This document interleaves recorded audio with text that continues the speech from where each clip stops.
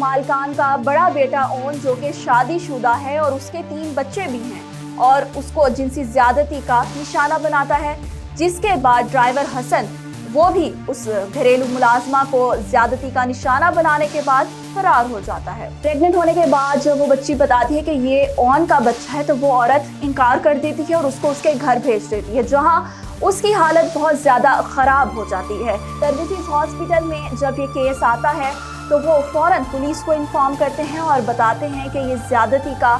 मामला है और वो सारा रिकॉर्ड, बयान, हर चीज़ अपने पास महफूज रखते हैं और मुकदमा जो है वो जिनसी ज़्यादती का दर्ज कर लेते हैं। हम रोज़ बरोज़ कोई ना कोई नई कहानी सुनते हैं जिसका नया मंजर होता है, एक नया रुख होता है। इसी तरह लाहौर मॉडल टाउन में एक वाक़या पेश आया जिसने दिल दहला कर रख दिया, जिसे सुनने के बाद हर शख्स की रूह कांप उठे। नाज़रीन, ये एक ऐसा वाक़या है जिस पर जहां एक हम मुलाजमा को अपने घर एज ए हेल्पर यानी कि अपना काम आसान करने के लिए एक मुलाजमा को हायर करते हैं और वहीं उनकी इज्जतें भी ख़राब करते हैं।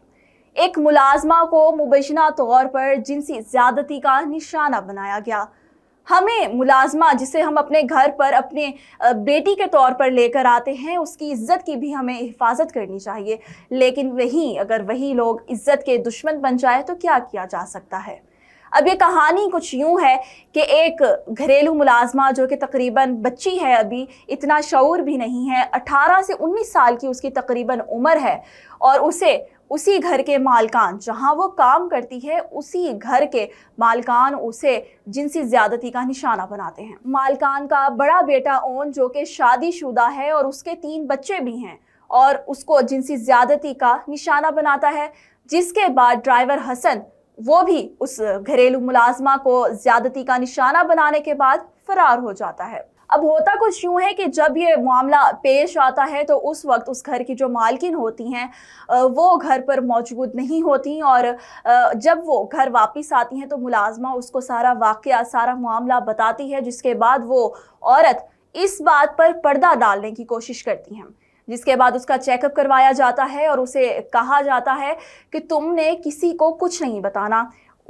उसे मामूली सा बुखार हो जाता है, जिसके बाद उसे दवाइयाँ लेकर दी जाती हैं, जिसके बाद पता चलता है कि वो बच्ची प्रेग्नेंट है। प्रेग्नेंट होने के बाद जब वो बच्ची बताती है कि ये ओन का बच्चा है तो वो औरत इनकार कर देती है और उसको उसके घर भेज देती है, जहां उसकी हालत बहुत ज़्यादा ख़राब हो जाती है। जब वो बच्ची अपनी माँ को सारा वाक़या बताती है तो वो अपनी मालकिन को फ़ोन करते हैं और उसे सारी बात से आगाह करते हैं और बताते हैं कि बच्ची की हालत बहुत ज़्यादा तशवीशनाक होती जा रही है।